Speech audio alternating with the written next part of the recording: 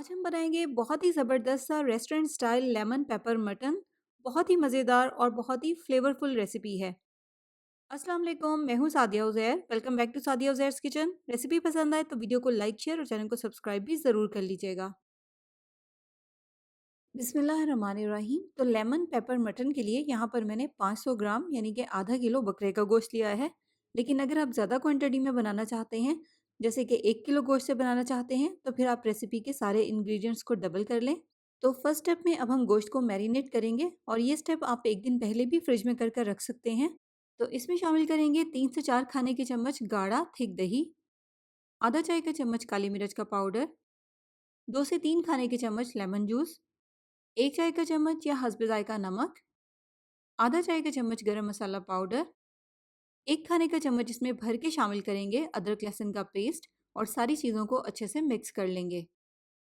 Mix करने के बाद अगर आपके पास टाइम है तो आप इसको आधे घंटे के लिए रेस्ट पर रख दें ताकि स्पाइसेस अच्छे से गोश्त में जज़्ब हो जाएं। लेकिन अगर आपके पास टाइम नहीं है तो आप इसको फ़ौरन भी पका सकते हैं। यहाँ पर मैंने इसको आधे घंटे के लिए मैरिनेट किया है। अब इसको पकाने के लिए यहाँ पर मैं प्रेशर कुकर का इस्तेमाल कर रही हूँ। आप चाहें तो आप इसको पैन में भी पका सकते हैं, लेकिन जाहिर है प्रेशर कुकर में ये बहुत जल्दी पक जाएगा, टाइम कम लगेगा। जबकि अगर आप इसको पैन में पकाएंगे तो इसको पकने में कम से कम 1 से 1.5 घंटा लगेगा। तो गोश्त के साथ ही आप प्रेशर कुकर में शामिल कर देंगे 3 कप पानी, मिक्स कर लेंगे। अच्छे से प्रेशर कुकर को बंद कर देंगे। अब इसको पकने के लिए चूल्हे पर रख देंगे। स्टार्ट में फ्लेम को हाई रखेंगे जब तक कि इसमें प्रेशर बन जाए, और जब कुकर में प्रेशर बन जाएगा तो फिर इसके नीचे फ्लेम को मीडियम लो कर देंगे। मीडियम लो फ्लेम पर इसको इतनी देर तक पकाएंगे जब तक कि गोश्त अच्छी तरह से गल जाए। कम से कम 10 से 15 मिनट का टाइम लगेगा इसको पकने में। और इसी दौरान यहाँ पर हम एक बाउल में थोड़ा सा पानी लेंगे, तकरीबन आधा कप के जितना, और इसमें शामिल करेंगे कॉर्नफ्लोर, जो कि आप देखें 1 टेबल स्पून से थोड़ा सा कम है, तकरीबन 3-4 टेबल स्पून है। अच्छे से पानी में इसको मिक्स कर लेंगे।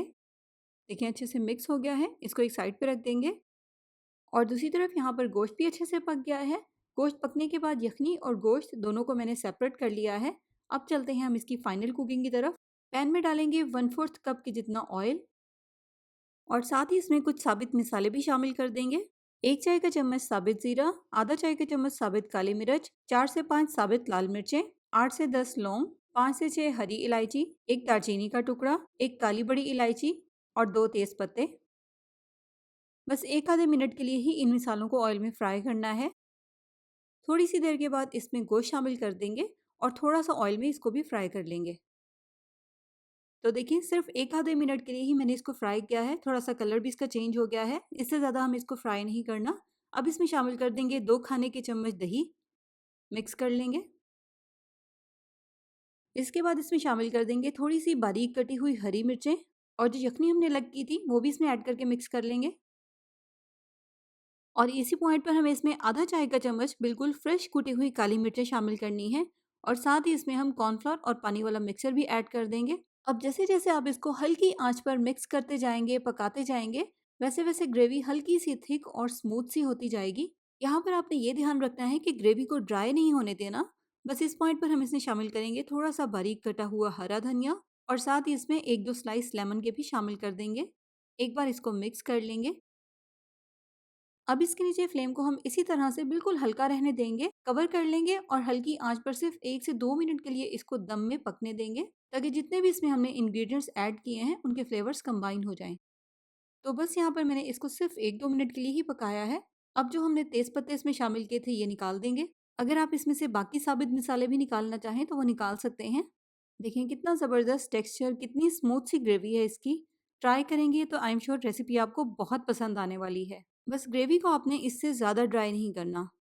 तो ट्राई करें और इन्जॉय करें ये ज़बरदस्त सी रेसिपी। कमेंट सेक्शन में ज़रूर बताइएगा कि आपको ये रेसिपी कैसी लगी। जाते जाते वीडियो को लाइक शेयर और चैनल को सब्सक्राइब भी ज़रूर कर लीजिएगा। अपना बहुत सा ख्याल रखिएगा, दुआओं में याद रखिएगा। Thank you for watching. Allah हाफिज़।